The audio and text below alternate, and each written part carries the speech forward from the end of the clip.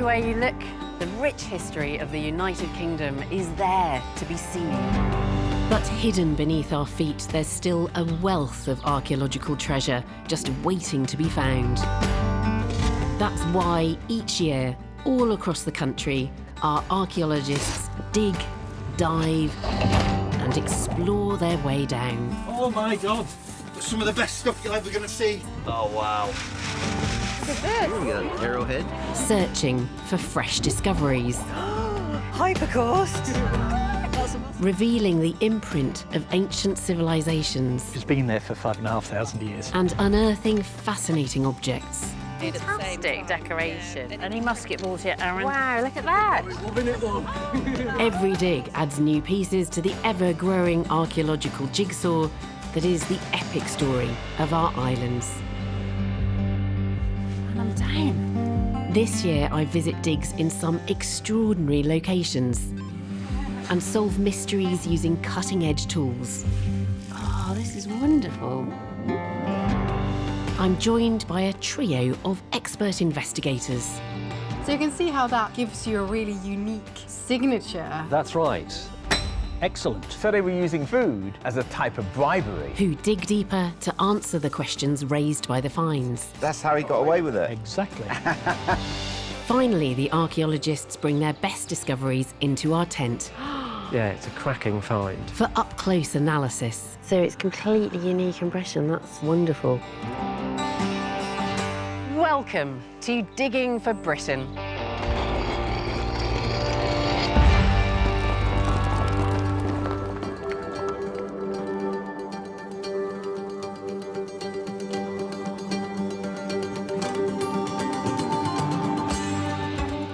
This time, with so many brilliant digs to explore, we're headed back to the south of Britain. In Wiltshire, we dig down into a mysterious chamber that may hold ancient secrets. It's weird. What is it? I mean, that's the big question.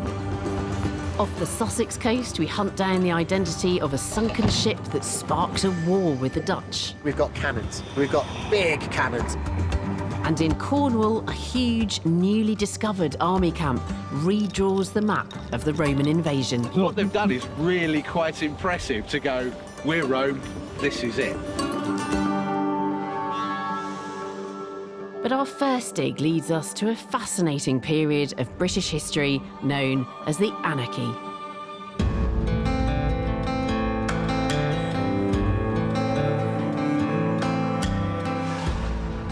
Following the conquest of 1066, many of England's new Norman rulers built castles for protection from their new subjects and each other.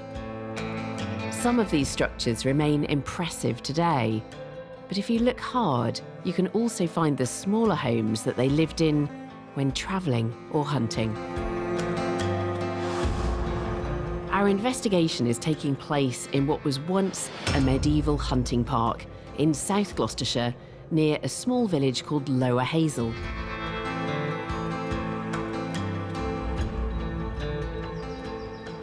Here, hidden in the woods, are the ruins of some very old buildings.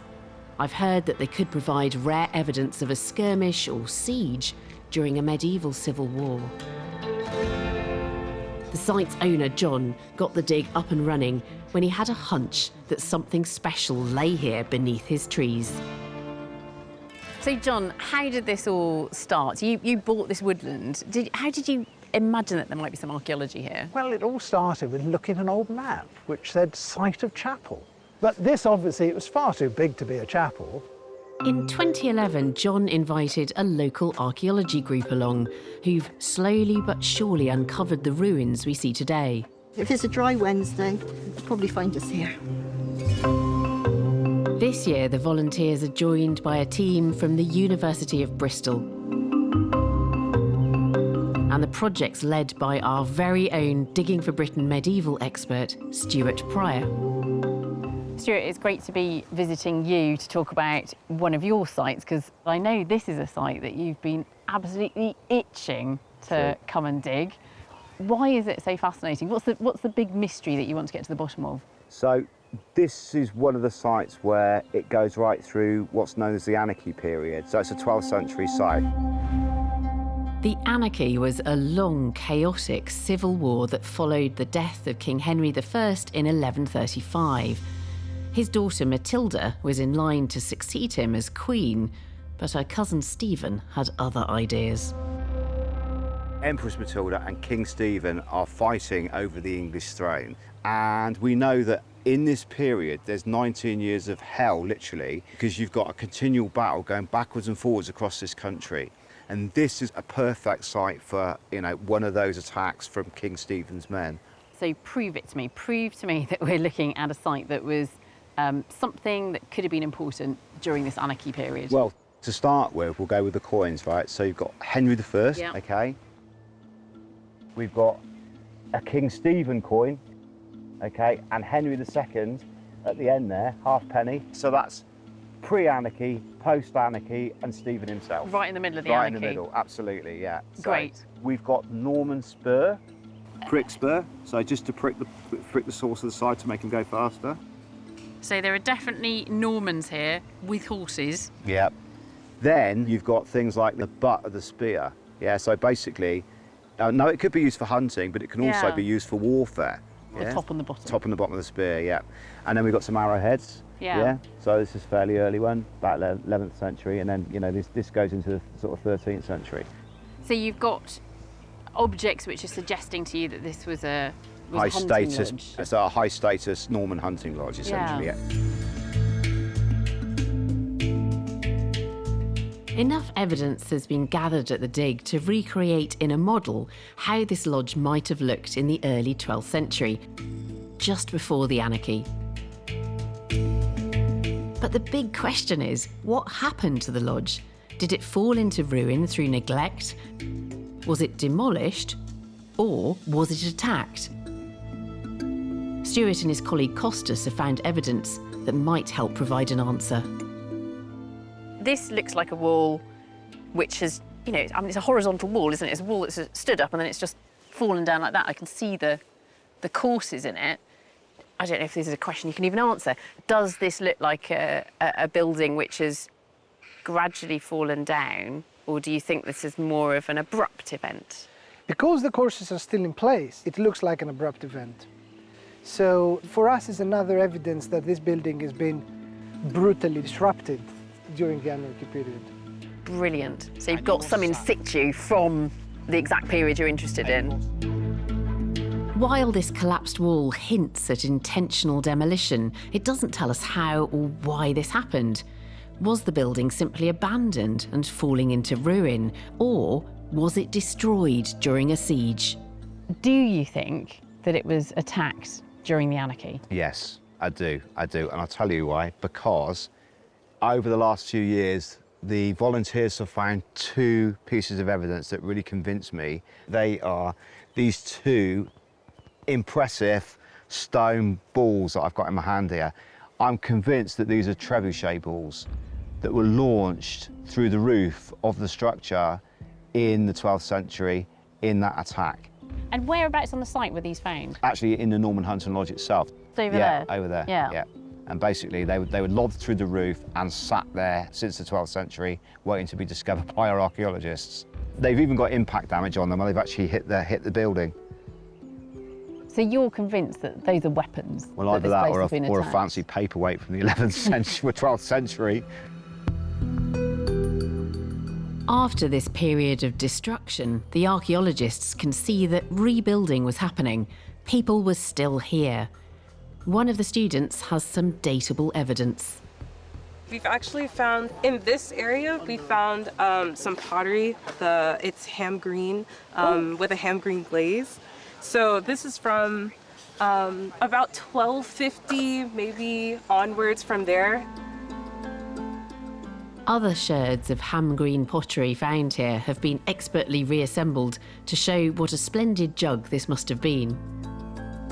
And we found other pottery that dates to around the 11th century below that, so it's all kind of matching up with that kind of idea of 11th, 12th century dates then? Right, yeah. Right around the dates we're looking for. Yeah, right around the Anarchy if it's 12th century.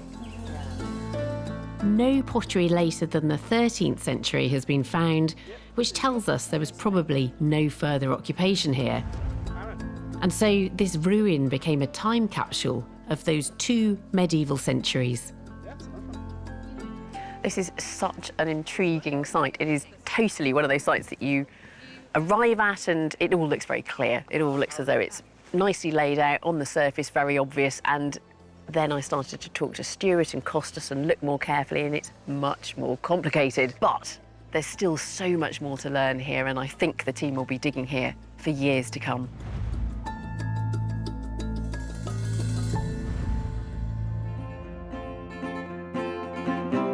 We dig for the gods that leave no bones, for ships is sunken, see the vessel aloft, and the sky is snow, the famine road and the merchant's quay. The English Channel has seen a huge amount of action over the centuries. Not only does it divide us from France, our historical sparring partner, but it also formed a crucial trade and access route for dozens of northern European countries, amongst them what is now the Netherlands. And in fact, for almost half a century, we were fighting the Dutch Navy on a regular basis in these narrow waters.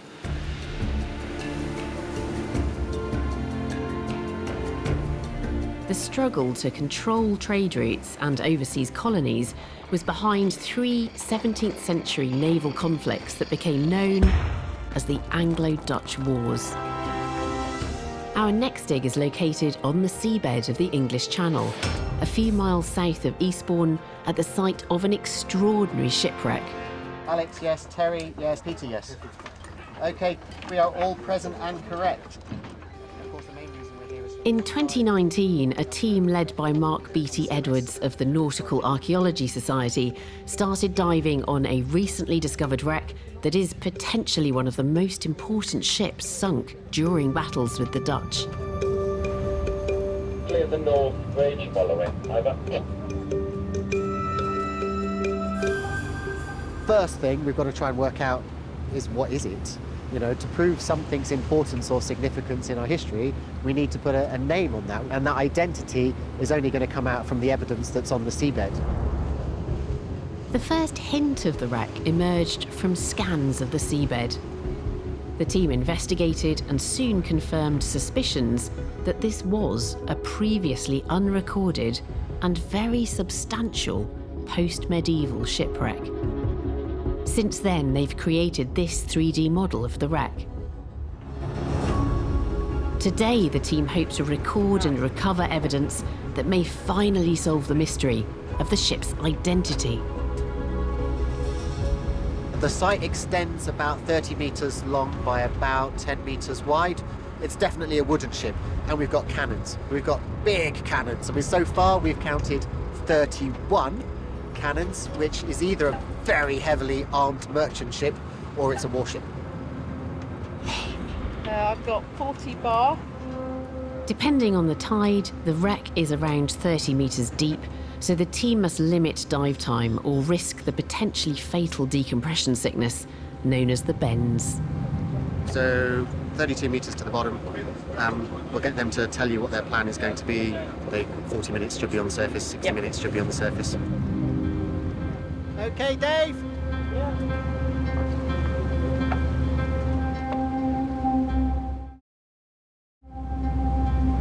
Ready?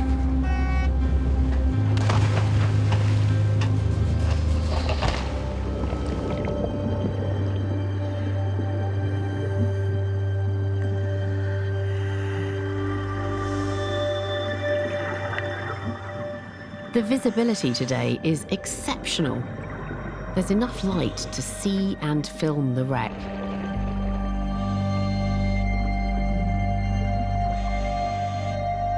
Among the team who discovered the ship is Graham Irwin, though for him, this clear water makes no difference. I've had no useful sight for roughly 15 years, so I use my hands as my eyes. For the rest of my diving, I do it by guesswork. Feeling the cannon, it is nice to touch a piece of history that you know has been sunk for several hundred years. Layers of silt and sand have protected the wreck from the wave action that can cause erosion. Bronze guns are in fabulous condition. You can read at least two of them. One is embossed with a name. This Cornelis was a master gunsmith in Rotterdam. It's a strong hint that this is a Dutch warship. And on a second cannon, as well as a surprised resident, there's another clue. A date stamp. So we know that gun was made in 1670, so our shipwreck cannot be any earlier than 1670.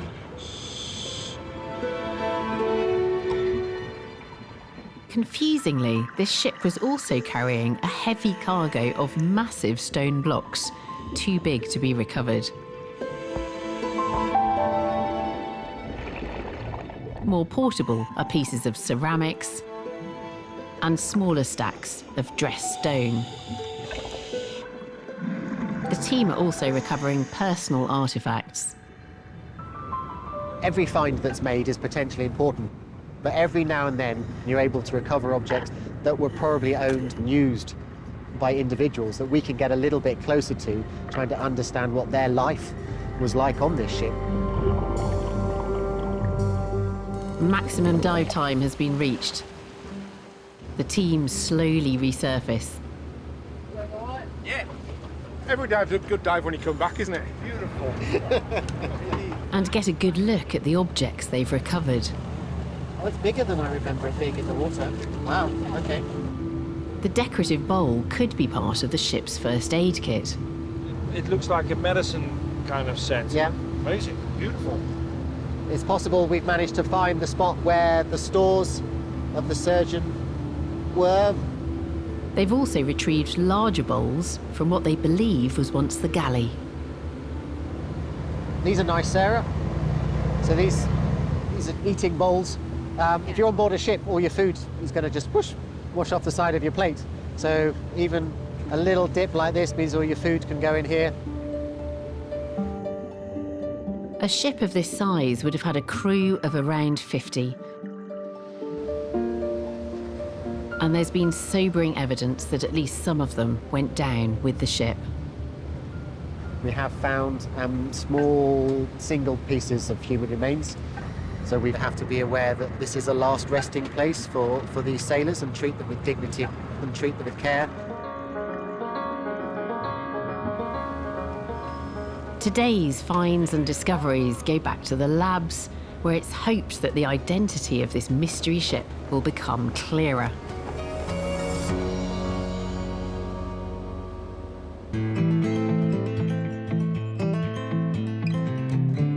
The results are in. So Mark has dived into the Digging for Britain tent with a shipment of finds and the latest news on this intriguing wreck. Mark, what an exciting site to have discovered. And we've got some finds here, obviously, but take me through that scan, that photogrammetry. Yes, this is a virtual tour we can take you on. And the first thing you'll notice right in the middle of the site are these big stone blocks. Yeah. And the biggest ones are 3.75 metres. Oh, they're huge. So where these now lie on the seabed is probably where they were in the ship. So probably the middle. You can see that other heavy objects, like the cannon, have moved around. Yes. So are we looking at a Dutch warship, then? It's confusing, isn't it? We've got all this merchant stuff, but as well as the stone, we've got also this pile of stuff. Tiles? Yeah, very good. Tiles that are either for a floor or maybe for a wall. These are two that we've recovered, and there are hundreds of them. And where does it come from? It comes from Italy. This is what's called Carrara marble. The famous marble quarry. Indeed. All those Renaissance sculptures. Michelangelo's favourite. Yeah, but why is this on a warship? We think that it's likely that what we've got here is a warship that is carrying cargo at the same time, but we've got a few other objects here that will perhaps shed some light and give us some clues as well. This is Italian tin glazed maiolica. So this is nicely decorated. It is. I can see a pair of legs here. Pair of legs. Yeah. Yeah. We have a stack of plates, probably about 10 plates, as if they were in a box or a crate. What about these objects? The bigger bowl with the little ornate handles, ridges on the side, is a bleeding bowl used by the surgeon, the barber surgeon on board for bloodletting. So having surgeons' implements, utensils, is probably indicative of military. We've got the military guns, but we've got this commercial cargo. So we're looking for a Dutch warship that was coming back from Italy, loaded up with cargo. Yeah. We think we've narrowed it down to one engagement, one battle that took place at sea in 1672, and we think we know the ship itself because only one ship sank. The one ship is the Klein Hollandia, which means Little Holland. And this is it? And this is it. This is as drawn by Van der Velde the Elder, so we can actually visualise what it looked like. And we know that over 100 Dutch sailors died when it sank, and up to 26 English sailors died. I think this is utterly extraordinary that you've got this wreck and then you've managed to narrow it down to one ship, and it's one ship that you've actually got a picture of as well. But that really is set against the context of it, the conflict which leads to that ship being wrecked, and also the human tragedy that it represents. The Klein Hollandia was sunk in an encounter between a squadron of English warships and a Dutch convoy. Details of the engagement were relayed by naval officers and an account quickly published in a pamphlet. Our historical investigator, Onyaka Nubia, is taking a close look at the text.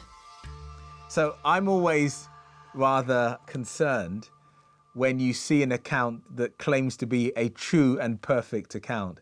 But I'm interested to see what it says, and I'm interested what it tells us about this moment in history.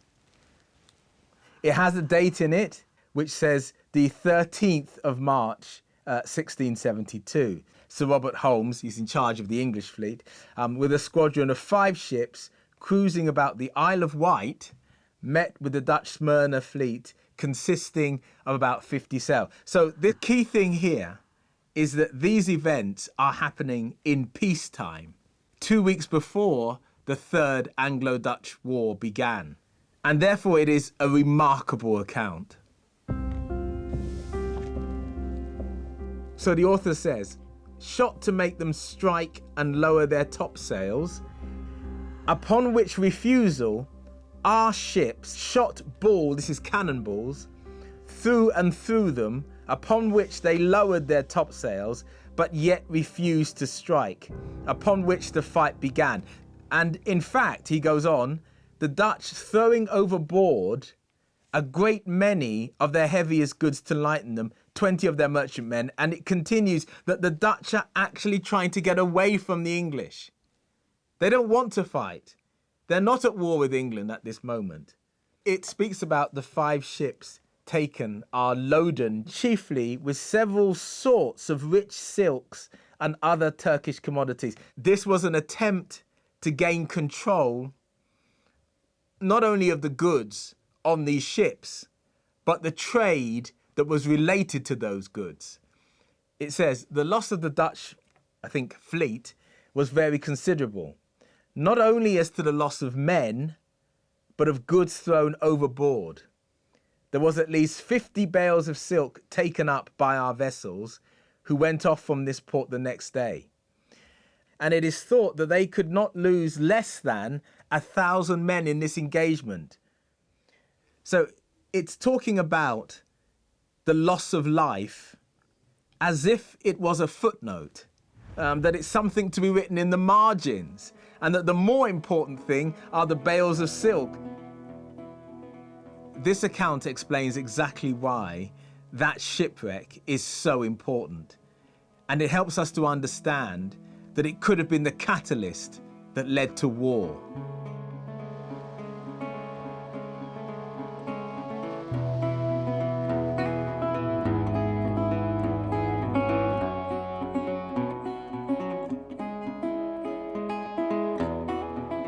Despite stiff competition, few other counties in the south can match Dorset's rolling hills for vivid evidence of our history. But our next dig takes place at a feature that was, until fairly recently, completely hidden in Dorchester, Dorset's county town.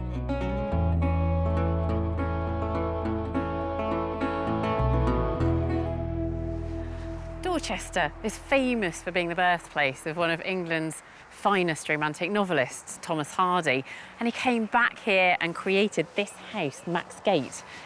And there's an archaeological dig happening in the gardens.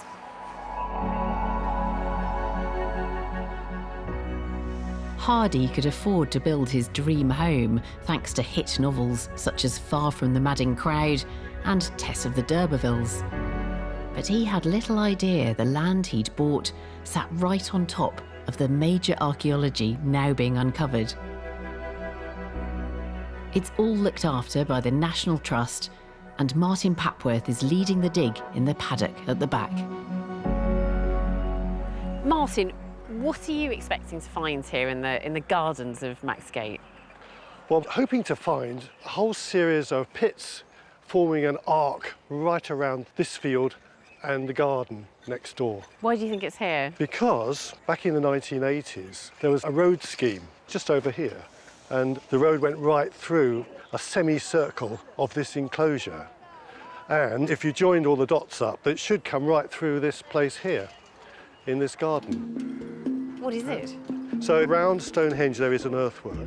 That bank and ditch is Middle Neolithic. It's the same date as this. Right. So okay. It's about 3000 BC. Henges, like Stonehenge, are not actually defined by their upstanding stones, but by the circular earthworks, the banks and ditches that surround them.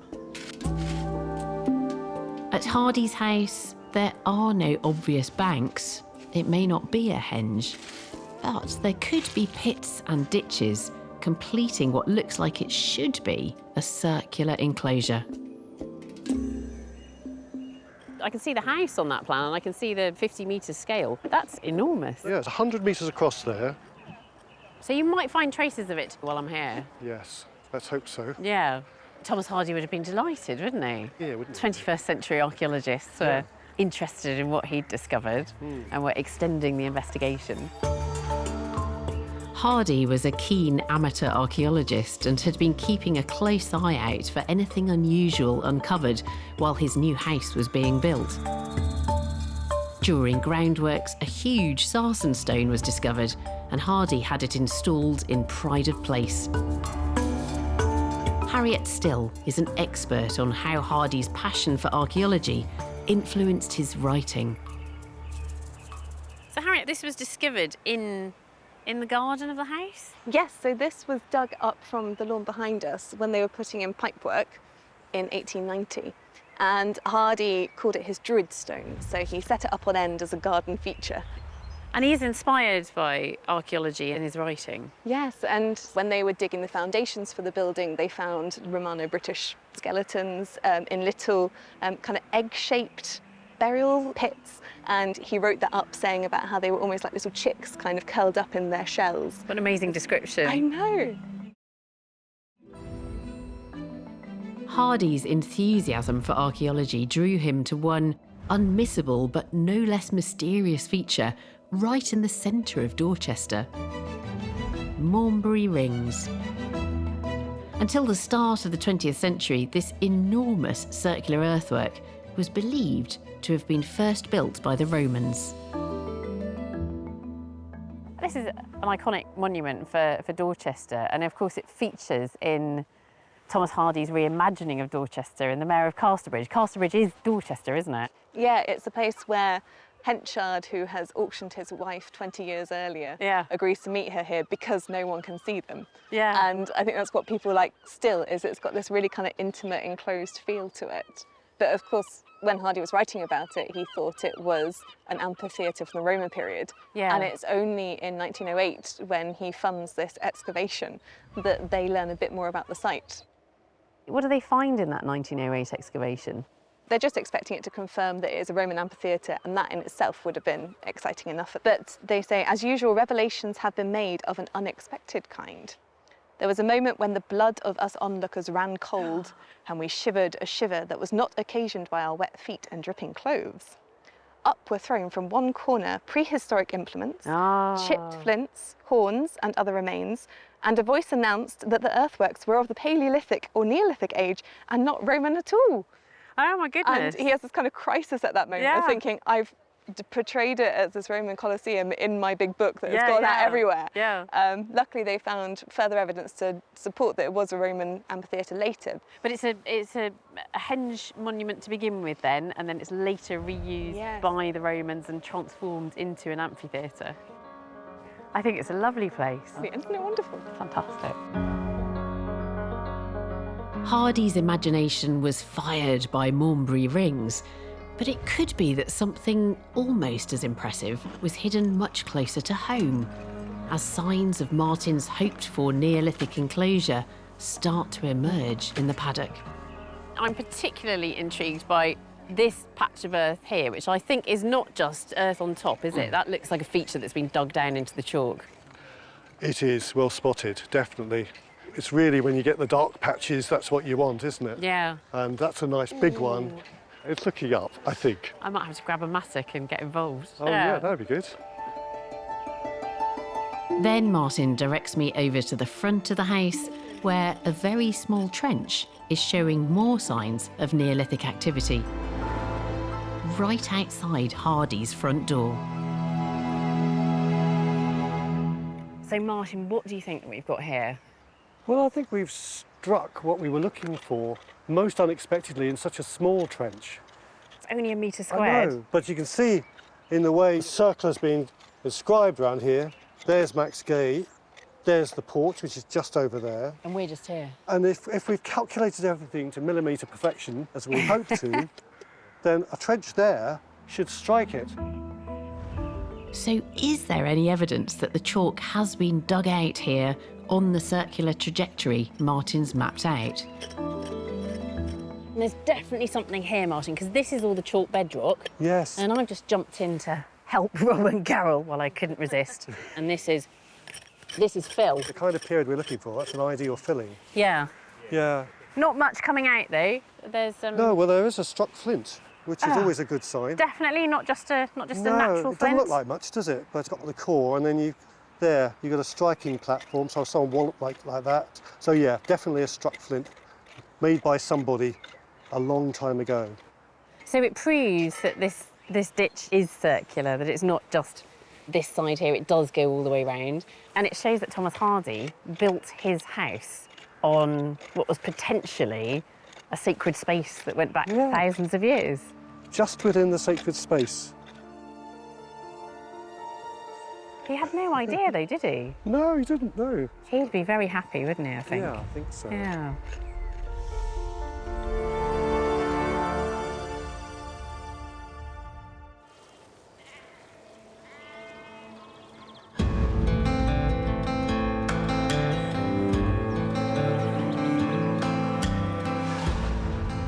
By the mid-1st century, the Roman Empire stretched from Syria to Spain and from Egypt to Britain.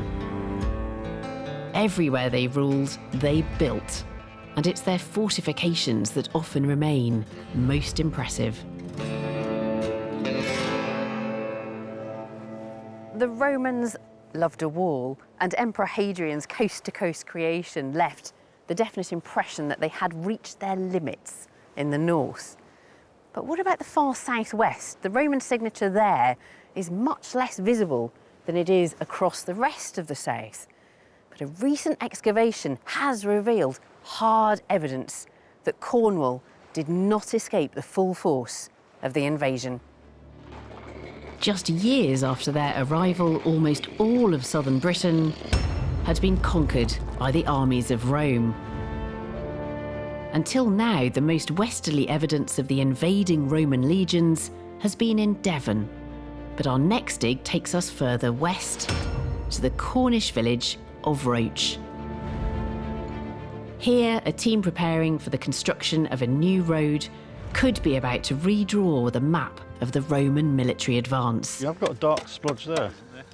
Sean Taylor from the Cornwall Archaeological Unit is leading the investigation. We undertook a geophysical survey of the chosen route, which did throw up a few surprises, including a very large enclosure with rounded corners. Those curved corners are a clue that this could be a Roman fort or camp. It was a fairly big surprise. We don't often get the chance to dig anything Roman in Cornwall, so yeah, I was very excited about it. The dig began in winter 2022. As you can see, conditions aren't ideal. But nothing could dampen the excitement of finding formidable defences built by Roman soldiers. We've started on the Roman ditch. Awesome to look at, nice and military. You can see the ankle breaking nicely at the bottom. Just needs a bit of cleaning up, we're still working in progress. The ankle breaker is the characteristic feature of a Roman defensive ditch. It's a square-cut slot designed to catch and twist the feet of enemy soldiers or horses. This is only literally the bottom, foot that's left of it. It could have well been up here, and then you'd have another great bank at the top of it. So what they've done is really quite impressive to go, we're here. We're Rome, this is it. An army marches on its stomach, and the team are uncovering evidence of the large ovens they use to cook their rations. As you can see, this one actually shows a strong indication of burning with bright red. So that would obviously be the burning and probably the cooking preparation area. A few fragments of ceramic have also been found. I've noticed there's a small piece of cloth. Just going to free it now gently. But a lack of other signs of habitation suggests the camp was occupied for no more than a couple of weeks, and Sean thinks he knows why. I believe this camp to be part of the initial invasion force in the early 50s AD under Vespasian, the future emperor. The dig continues for 5 more months as the team searches for more evidence of the Romans in Roach.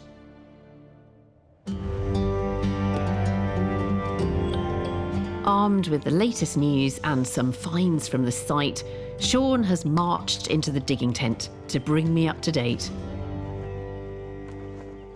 Thank you for bringing in all these finds, Sean, but I'm really interested in this because this looks like brand new information. So yeah, the information just in, hot off the press. The original geophysical survey showed one side of this camp or fort, typical Roman rounded corners.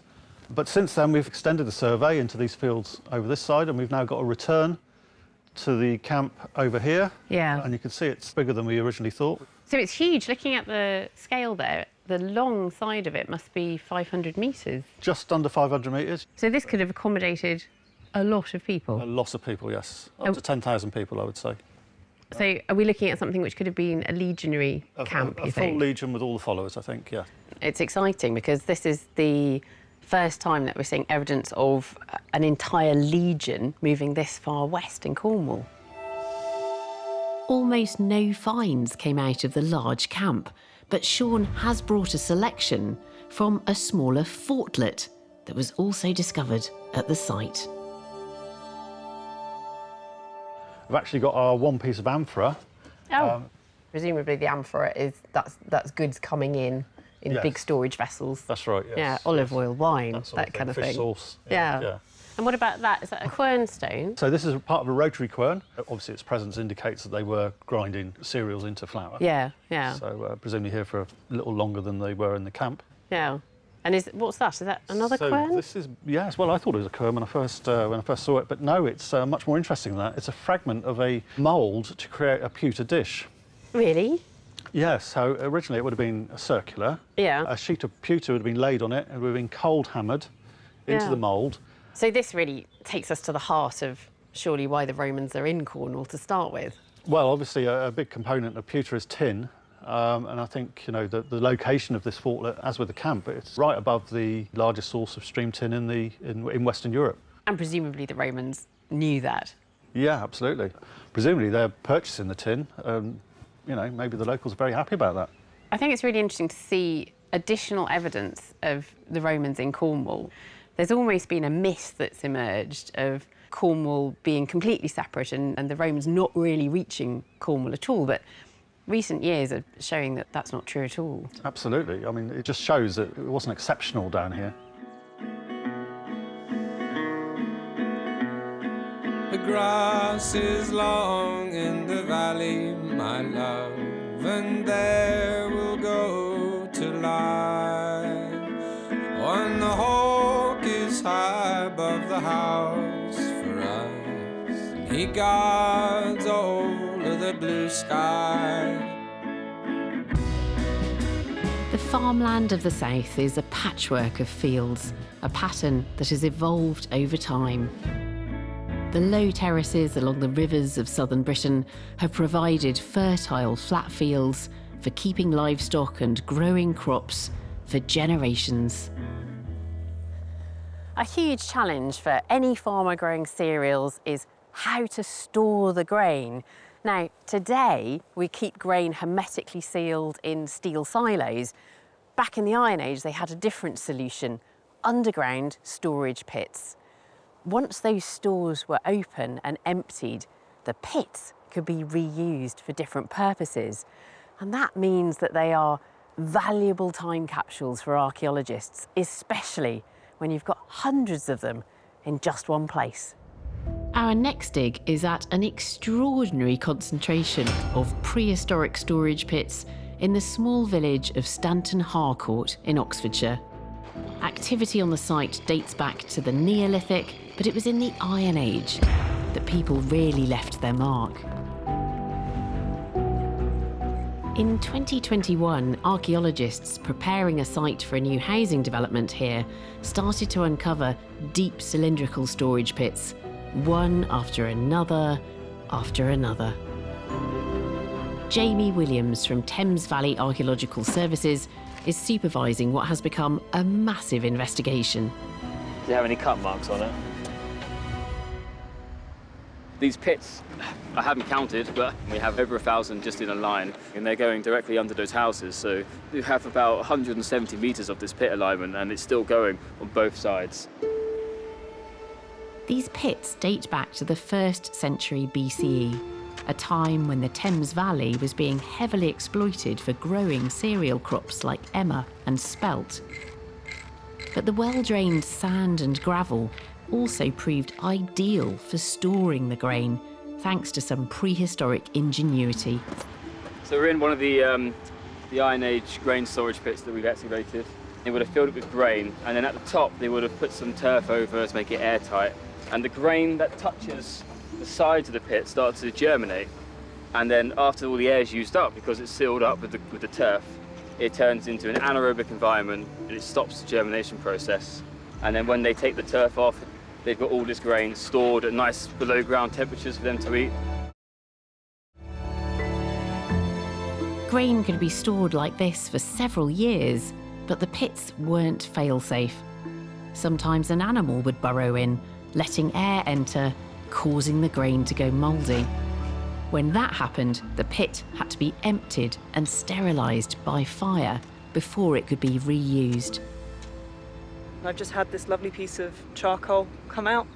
You can see when you smudge it, it gives you this lovely black residue, and you can see the grain of the wood when you look closely on charcoal. We often get with these, they're storage pits, so we get a layer of burning and then a layer of seeds underneath. So I'm taking this down, and hopefully we might find some in situ seeds underneath this charcoal layer. Each pit could be repeatedly used for grain storage, with additional pits being dug when needed. But sometimes these deep holes would be repurposed, including becoming ready-made graves. Here we had a child burial, which was just in here. The natural kind of came out to the top, and it was like kind of like put under a shelf, probably like no older than 3 years old. I think we've had about 6 burials so far within these pits. But graves are proving to be the exception, and most of these pits seem to have had a more domestic function as rubbish bins. These pits seem to be producing just a whole range of finds. I mean, you've got these lovely bits of pottery. You can see the cross-section of it there where it's been broken. That looks early Iron Age. And you've got animal bones. I wouldn't be surprised if a lot of these bones had cart marks on them. It's been someone's dinner. During the next 4 months of the dig, more and more evidence of Iron Age life comes to light. It all means that Jamie has collected an astonishing array of finds to assess and learn from, and he's brought the best of them along to the Digging for Britain tent. Jamie, it's such an incredible site. I mean, it's It so is. busy, isn't I it, when know. you look at that aerial image. But then what you've got going through the middle of it is that great swathe of storage pits. Over 1,000 storage pits. Yeah, and you've got this wonderful slice Yeah. through the Iron Age with all of these different finds. So you've got some textile shears. Oh, those are amazing. That would have joined in and used as almost like scissors. Could be for wool, could be for fabric, we're not too sure. Yeah. And then what about this? This long piece of iron. The What's golf club. that? The golf club.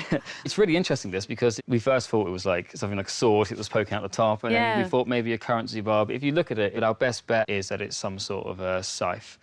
So this is quite blunt here and wide. Yes. And then this side, yeah, that is... It's like a blade edge. That's thin, isn't it? Yeah. Yeah.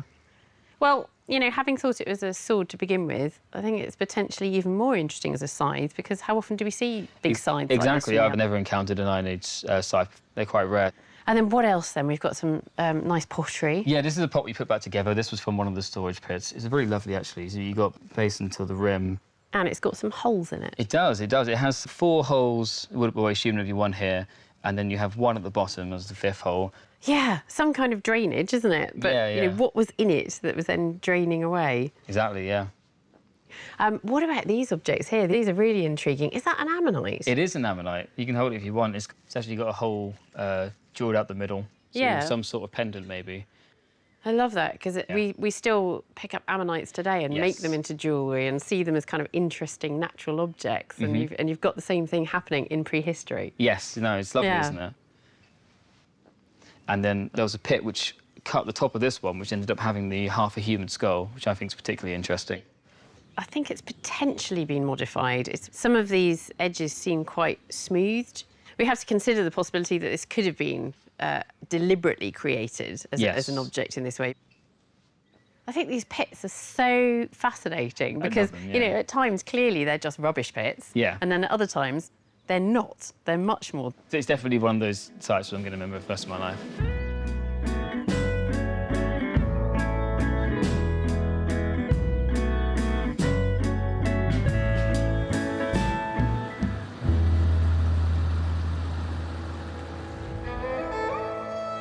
Thousands of years before the Iron Age, our ancestors were already transforming the landscape, clearing forests to grow crops, and building monuments of earth and stone. Here on the chalklands of southern England, they built towering earthworks like Silbury Hill, and vast stone circles like Stonehenge and Avebury. Our next dig sits amongst these ancient sites in the Wiltshire village of East Kennet.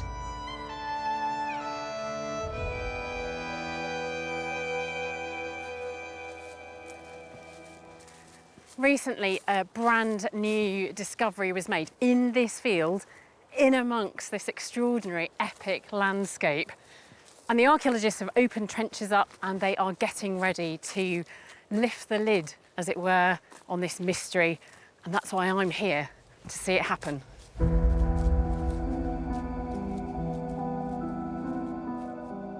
It all began in 2020 when a void suddenly appeared in this wheat field.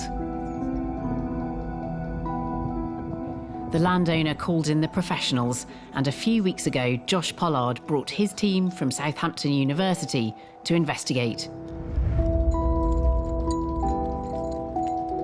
The students have since cleared the topsoil away to reveal several large stones around this mysterious deep hole, which they're just about to start excavating. OK, so here we have our pit with the sarsen stones. It's weird. What is it? I mean, that's the big question. So what we have is a void that opened up in the ground. You can see there are a number of big sarsen boulders. And we've realised that at least 3 of these, and possibly all 4, were originally set upright. Oh. And this is the base of it, is it? that's the base, yeah. In the Oh, same yeah. way that this is the base of that stone, Yeah. which would have sat in that pit. Any idea at this point about the age of it or the function of it? We've not seen anything like this, so we're going into the unknown a little bit. But we do know from this landscape that there are a number of quite big graves which have been recorded since the 19th century, which are often associated with beaker burials, Right. and which have sarsen linings and Yeah. sometimes sarsen capstones. So early Bronze Age. So early Bronze Age is a distinct possibility. Yeah. We've just got to try and find a body in the bottom. Well, to go down any further, you're going to have to get these out of the way. We are, yes, yes. They're quite heavy. I hope it hasn't crushed whatever's underneath it. Scattered over the North Wessex Downs are hundreds of prehistoric monuments, some of them burial sites, from Neolithic long barrows where many people were buried together, to Bronze Age round barrows and stone-lined kist burials.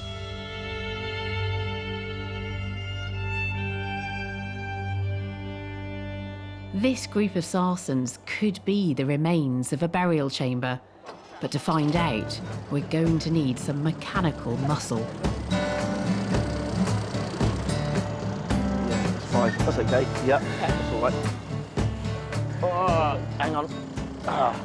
In order to understand this structure, we have to move these stones out of the way, and they weigh, if not a ton, hundreds of kilograms. And so at this point, you know, it's not trowels, it's heavy plant that's doing the lifting. Moment of truth. Oh my goodness, it looked like it was gonna, it looked like that strap was gonna come off then. Brilliant, that's 1 stone out, we've got 2 left before we can start to take this pit down, find out what's at the bottom of it. And it could be a burial.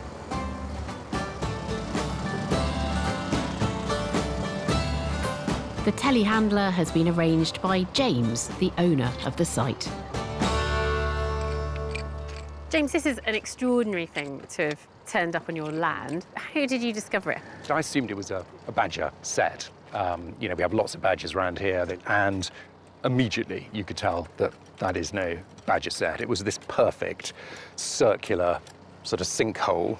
And when you looked into it, you could see the edges of the sarsen stone, and you sort of felt something. You definitely felt you were looking back in history. Well, also, I mean, you're in this landscape which is completely peppered with prehistoric remains. So we're standing actually in the World Heritage Site that was extended in 2006 to encompass the East Kennet Long Barrow. And almost everywhere you look in the landscape, you can see evidence of the people who have been here before. Yeah. Oh, hang on, there we go. That's him. There we go. Whew. There's a lot of discussion around where to put the straps, and just imagine the people who put these stones in place having a very similar conversation. Imagine just doing it with your own bare hands. Yeah, it's a feat of engineering, isn't it? The team have now had a few hours to excavate down into the void to prepare to lift the remaining sarsens. But is Josh any the wiser?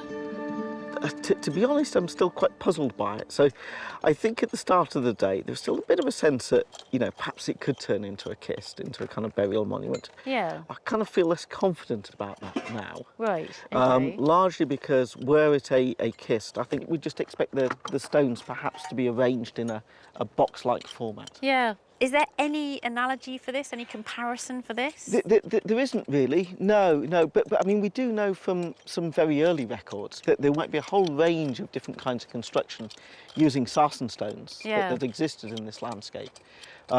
Many of which, of course, have disappeared through sort of clearance and cultivation. So lots of questions still. Yes, I hope the truth's down there, yes. Yeah. I left Josh and his team to remove the remaining Sarsens and hopefully uncover the secrets of this intriguing chamber.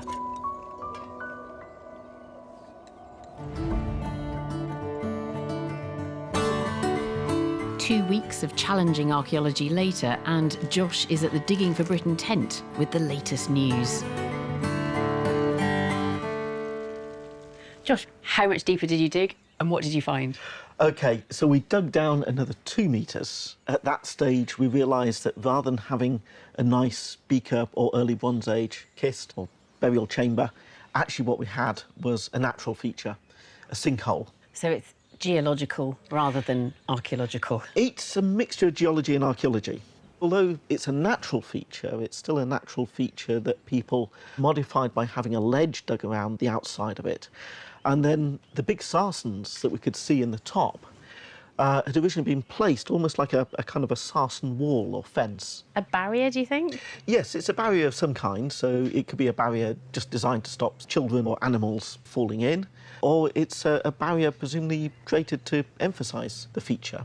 Oh, so yeah, to create a kind of monument. Exactly. And we've got a sense of when that happens because we found 2 quite remarkable finds which had gone in next to the stones when the stones had been placed. Yeah. So on one side, we found this very nice little late Roman coin of the Emperor Gratian. So when was he reigning? 360s, 370s, thereabouts. That's lovely. I mean, it's so it's not particularly worn, is it? No, you can see the details of his headdress really nicely. And that was found in one of the sockets of one of the Sarsens that had been set upright on one side of the pit. Oh, so that absolutely tells you that that Sarsen stone has gone in. Yes. After this date. Yes, exactly. Yeah, exactly. That's right. Yes. Good dating evidence. And then on the other side of the pit, we've got this rather lovely spindle wheel, which has been made out of Kimmeridge shale. Yeah, that is nice. Beautifully formed, nicely symmetrical. And is that probably Roman as well? It's going to be Roman. Yeah, yes, yeah. Yes. So this is quite intriguing because, of course, by the time we get to the Romans, we've got Roman mythology. We know that they looked at openings in the ground, they looked at caves and saw them as openings to the underworld. Yes. Even. They're depositing coins into the chambers of monuments like the West Kennet Long Barrow, which again you could see as being another opening up into an underworld. Well, I think I've now recovered from my disappointment at this not being a Bronze Age kist, and I'm now intrigued by this being a response in Roman times to that wider, quite mystical landscape. And that's what makes archaeology such a kind of vibrant and sometimes quite unpredictable subject. Yeah. Yes. This is good archaeology. Yes, yes. Inheritors of knowledge now and ancestors.